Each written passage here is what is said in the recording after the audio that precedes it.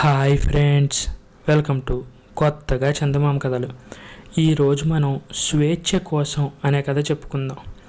ఇది స్విట్జర్లాండ్కు చెందిన పురాణాల్లో హీరో అయిన విలియం టెల్ అనే వ్యక్తి కథ. యూరోప్లో ఉండే పర్వత పంక్తుల్లోకెల్లా ఎత్తైనవి ఆల్ప్స్ పర్వతాలు. వీటి మధ్యలో లూజన్ అనే ఒక పెద్ద సరస్సు ఉంది. స్విట్జర్లాండ్ ప్రజల స్వాతంత్ర పోరాటానికి ఈ సరస్సు రంగభూమి అయింది. ఈ పోరాటం సుమారు 700 సంవత్సరాల క్రితం జరిగింది. లూసాన్ సరస్సు చుట్టూ ఉండే కొండల్లో అనేక లోయలున్నాయి.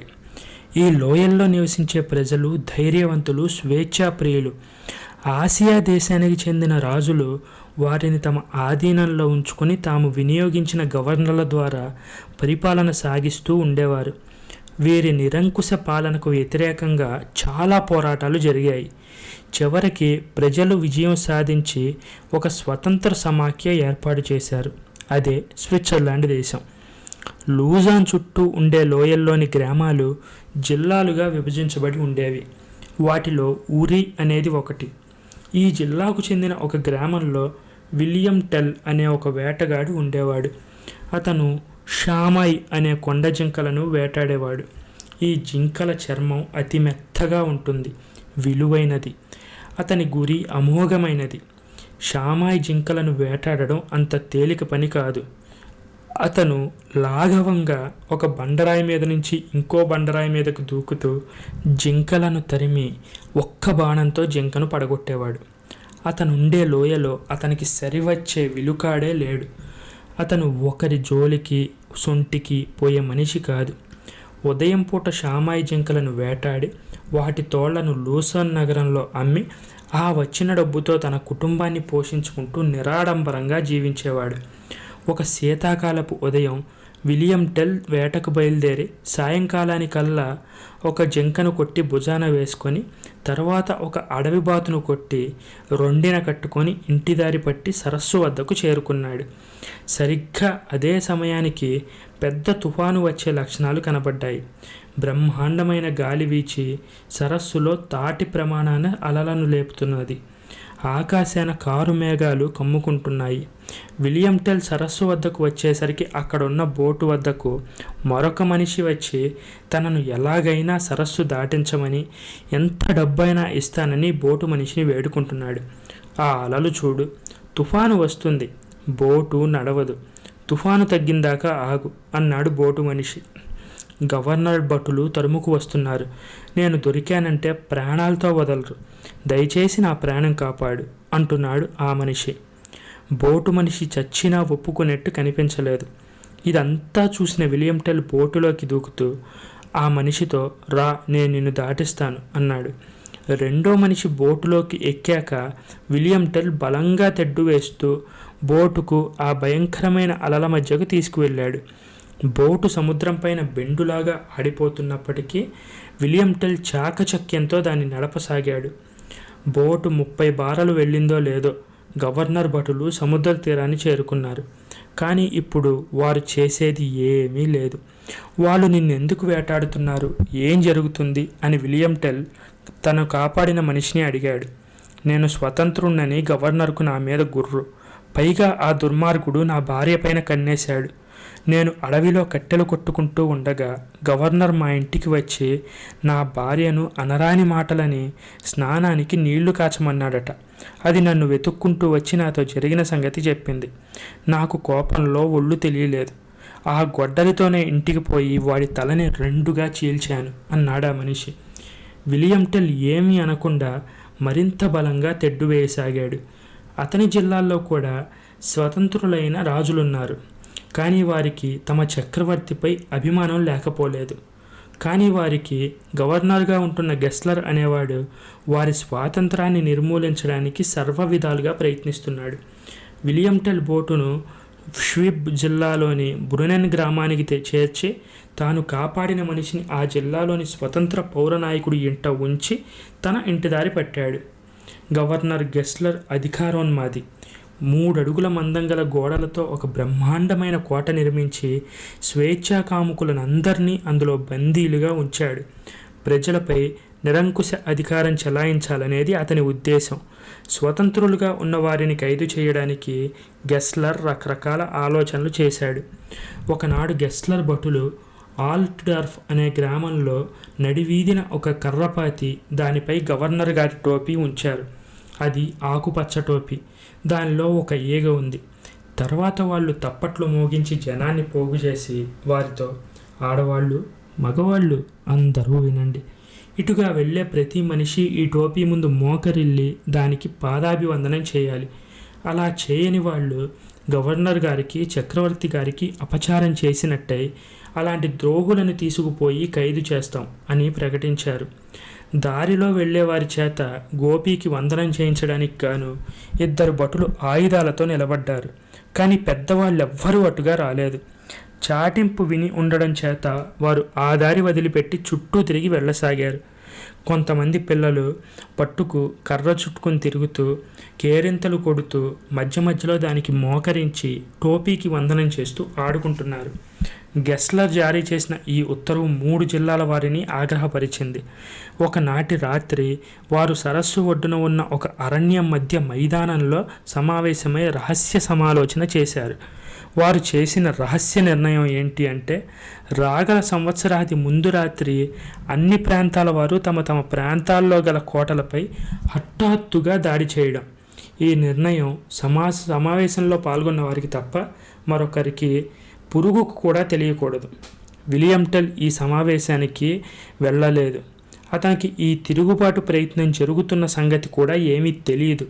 ఒకనాడు అతడు తన కొడుకును వెంటబెట్టుకొని ఆల్ట్డార్ఫ్ సింగర్లకు డ్యాన్స్ చేయడం తటస్థించింది. అతను కుడి చేతిలో ఒక విల్లు పట్టుకొని, ఎడంచేతి చెయ్యి పట్టుకొని వీధి వెంట నడిచి వస్తుంటే ప్రజలు అతన్ని చూసి ఎంతో గర్వపడ్డారు. విలియం టెల్ టోపీ ఉన్న కర్ర పక్కగా నడిచి 2 అడుగులు వేసేసరికి అతని దారికి 2 ఈటెలు అడ్డంగా వచ్చాయి. భటులు అతన్ని పట్టుకొని అతని చేతులు గొలుసులతో బంధించడానికి సిద్ధమవుతున్నారు. గవర్నర్ గారి ఉత్తర్వు ఉల్లంఘించావు, జైలుకు పద అన్నారు. విలియం టెల్ తన బలిష్టమైన చేతులతో భటుల ఈటలను పక్కకు నెడుతూ, నేను స్వతంత్రుణ్ణి, దేవుడికి, చక్రవర్తికి, ఆయన ప్రతినిధి అయిన గవర్నర్కు మాత్రమే వందనం చేస్తాను, లోపలకు ఎవరికి వందనం చేయను అన్నాడు. అదే సమయానికి గవర్నర్ గారు తన పరివారంతో సహా అటుకేసి వచ్చాడు. యుద్ధానికి వెళ్ళేవారిలాగా అందరూ కవచాలు ధరించి అదే ఆయుధాలు పట్టుకొని ఉన్నారు. వారిని చూడగానే రక్షక భటులకు నోరు పెగిలింది. జైలుకు పద అని వారు విలియం టెల్ పైన దాష్టీకం చేశారు. ఇంతలోనే టెల్ను విడిపించడానికి నగరంలోని పౌరులందరూ అక్కడికి ఆవేశంతో పరిగెత్తుకుని వచ్చి చుట్టూ మూగారు. స్నేహితులారా, ఆవేశపడకండి, విడిపించుకోదలిస్తే నాకు ఒకరి సహాయం అవసరం లేదు అని విలియం టెల్ తన చుట్టూ చేరిన పౌరులను హెచ్చరించాడు. ఇంతలో గవర్నర్ పరివార సమేతంగా ఈ గుంపును చేరుకున్నాడు. ఇక్కడ చేరిన పౌరుల్లో రహస్య ప్రయాణం చేసిన వారు అనేక మంది ఉన్నారు. గవర్నర్పై పడి చిత్రవధ చేయాలన్న కోరికతో వారి రక్తం ఉడికిపోతూనే ఉంది. కానీ వారిలో ఒక్కరి వద్ద ఎటువంటి ఆయుధమూ లేదు. గవర్నర్ గెస్లర్కు విలియం టెల్ పైన కూడా ఆగ్రహమే. ఎందుకంటే అతను స్వతంత్రుడు. ఆయన టెల్తో, నీవు నా ఆజ్ఞను ఉల్లంఘించావు, నీకు మరణశిక్ష విధించగలను అన్నాడు. అయ్యా, క్షమించండి, మేము ఉత్త టోపీకి వందనం చేయాలని మీరు మాత్రం ఎలా కోరతారు? మేము స్వతంత్ర పౌరులం అన్నాడు విలియం టెల్. నీవు నీ మిత్రులు ఆయుధాలు ధరించి తిరుగుతారు. ఉరి పౌరులు సాయుధులై తిరగరాదని నేను శాసించి ఉన్నాను. నా శాసనాన్ని ధిక్కరించడం అంటే ఏంటో నేను నీకు తెలియచెప్తాను.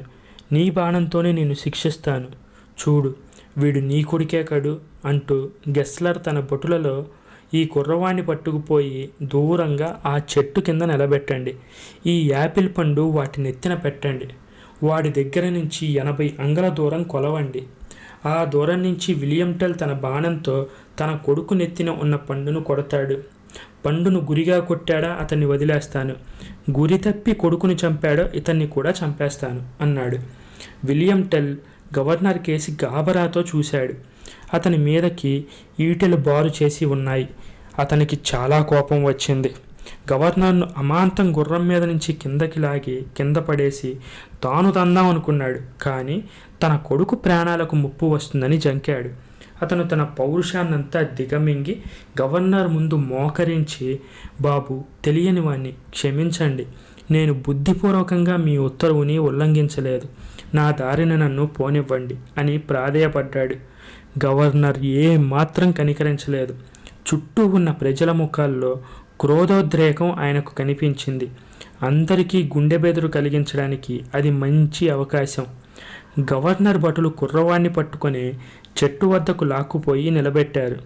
వాళ్ళు తన గళ్లకు గంత కట్టాలని ప్రయత్నిస్తే వాడు పెనుగులాడి, వద్దు, మా నాన్న బాణం నన్నేమీ చేయదు, నాకేమీ భయం లేదు అని అరిచాడు. టెల్ తనకు నిర్ణయించిన స్థానంలో మోకరించి విల్లు ఎక్కుపెట్టి గురి చూసి బాణం దించేసి, ఇది నా వల్ల కాదు అని మూలిగాడు. గవర్నర్ అతనితో వెటకారంగా, నీ వల్ల కాదే, హంతకులను తుఫాను సమయంలో పడవల్లో దాటించడం మాత్రమే నీకు చేతనవుతుందా? ఇతరులకు సాయం చేయగలవాడివి, నీకు నువ్వు చేసుకో. బాణం వదులుతావా? నీ ప్రాణాలకు, నీ కొడుకు ప్రాణాలకు ముప్పు తెచ్చుకుంటావా? నువ్వే తేల్చుకో అన్నాడు. విలియం టెల్ గుండెల్లో ఉన్న ఆరాటం అంతా ఒక్కసారిగా అణిగిపోయినట్టయింది. అతను ధైర్యంగా అంగలు వేసుకుంటూ తనకు తన కొడుకు మధ్య ఉండే దూరాన్ని కొలిచాడు. తర్వాత తనకు గవర్నర్కు మధ్య ఉండే దూరం కొలిచాడు. యథాస్థానానికి వచ్చి సంకోచం లేకుండా 2 బాణాలు తీసి ఒక రొండిలో దింపుకొని రెండవది ఎక్కుపెట్టాడు. అంతమంది జనం ఉన్న చిరుగాలి వీచినంత చప్పుడు కూడా లేదు. విలియం టెల్ తాను ఎక్కిపెట్టిన బాణాన్ని వదిలాడు. అతని కొడుకు నెత్తిన ఉన్న యాపిల్ పండు కోసినట్టుగా 2 ముక్కలైంది. ఒక్కసారిగా జనం హర్షధ్వానాలు చేశారు. వారు విలియం టెల్ను చుట్టుముట్టిన ఈ తెల్లవాళ్లను పక్కకు నెట్టేసి ముందుకు తోసుకురావడానికి యత్నించారు. ఈ జనాన్ని దూరంగా ఉండమని గవర్నర్ గెస్లర్ తన సిబ్బందిని పురమాయించాడు.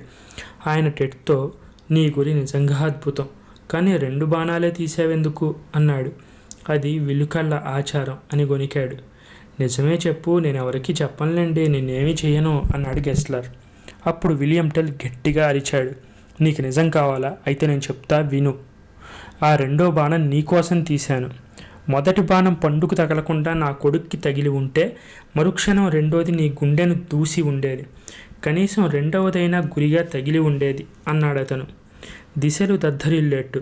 ఈ మాటలు వింటూనే గవర్నర్ గెస్లర్ వణిగిపోయాడు. ఆయన తన భటులతో, ఈ దుర్మార్గుణ్ణి పడదోసి గొలుసులతో బంధించండి అన్నాడు. అతన్ని తీసుకుపోయి తన దుర్గంలో ఉన్న ఖైదులోని చీకటి కొట్టులో వేసి చిత్ర హింసలు చేయమని ఆయన ఉత్తర్విచ్చాడు. గవర్నర్ గారి బోటు రేవులో సిద్ధంగా ఉంది. అది ప్రభుత్వ చిహ్నాలు గల బోటు.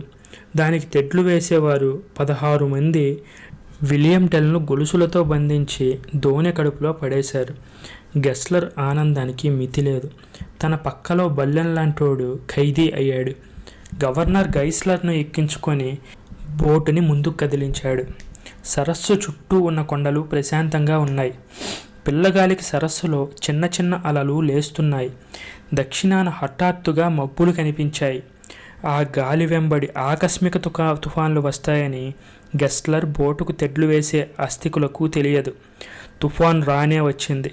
దాని ఉధృతికి పడవ వాళ్ళు బెదిరిపోయారు. చూస్తుండగానే తుఫాను మరింత తీవ్రమైంది. 2 తెడ్లు అలల తాకిడికి పెళ్ళున విరిగిపోయాయి. చుక్కాని వాడు చుక్కాని పట్టలేక వదిలేశాడు. గవర్నర్ గారి పడవ సరస్సు మధ్యలో తుఫాను చేతి కీలిబొమ్మలా అయిపోయింది.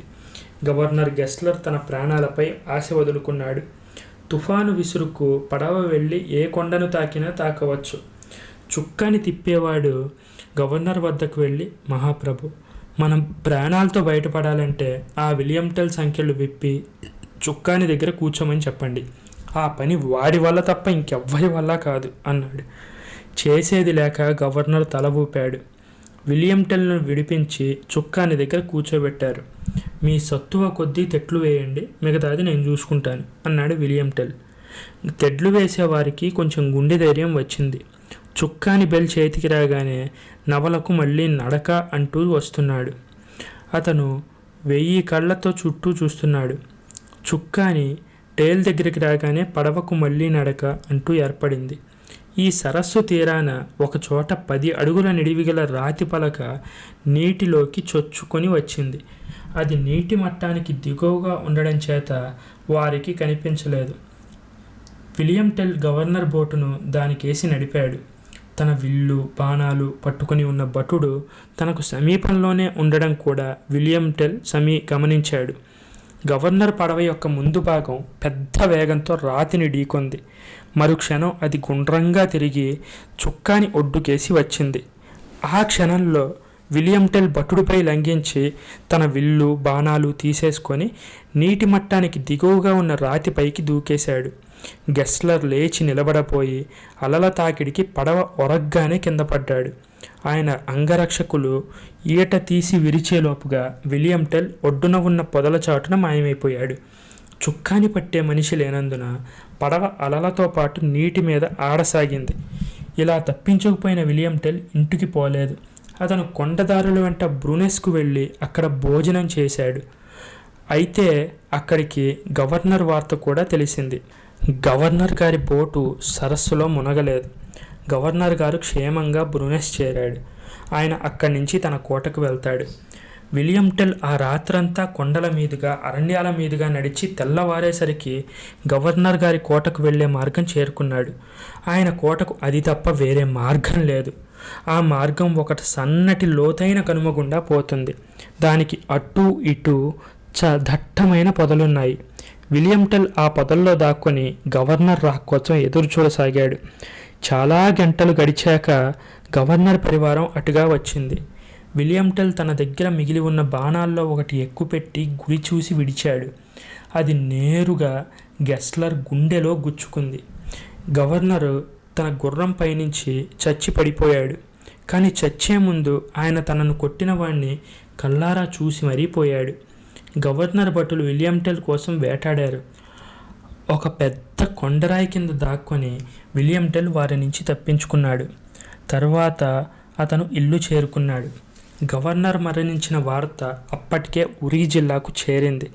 జనం వీధుల్లో గుంపులు గుంపులుగా చేరి తమ దేశం పైన నిరంకుశంగా అధికారం చెలాయించిన గవర్నర్ గెస్లర్ పోయిన సంగతి బాహాటంగా మాట్లాడుకున్నారు. విలియం టెల్ను చూడగానే ప్రజలు ఆనందోత్సాహాలతో చుట్టుముట్టి తమ స్వాతంత్రధారతగా ఊరేగించాలని ప్రయత్నించారు. కానీ అతను వారి ఉత్సవాల్లో పాల్గొనకుండా తన భార్య వెంట ఒంటరిగా ఇంటికి వెళ్ళిపోయాడు. మర్నాడు అతను ఏమీ జరగనట్టే షామాయి జింకలను వేటాడడానికి కొండలపైకి వెళ్ళాడు. కొండపైనుంచి చూస్తే అతనికి గవర్నర్ గారి కోట ఉండవలసిన చోట రాళ్లగుట్టలు మాత్రమే కనిపించాయి. విలియం టెల్ చేసిన సాహసకృత్యం గురించి వినగానే ఎక్కడెక్కడి ప్రజలు అక్కడి నుంచి గవర్నర్ తోటల మీద దాడి చేసి నేలమట్టం చేసేశారు. తర్వాత 3 జిల్లాల వారు ఏకమై ఒక రాజ్యాంగం తయారు చేసుకున్నారు. ఈనాటి వరకు ఆ రాజ్యాంగం ప్రకారం స్విట్జర్లాండ్లో ప్రజాప్రభుత్వం అమలు జరుగుతోంది. ఆ ప్రజాప్రభుత్వానికి బీజం విలియం టెల్ బాణం అని ఇప్పటికీ అక్కడి పౌరులు చెప్పుకుంటూ ఉంటారు. ఈ కథ మీకు నచ్చినట్లయితే దీన్ని లైక్ చేయండి, మీ ఫ్రెండ్స్ అందరికీ షేర్ చేయండి.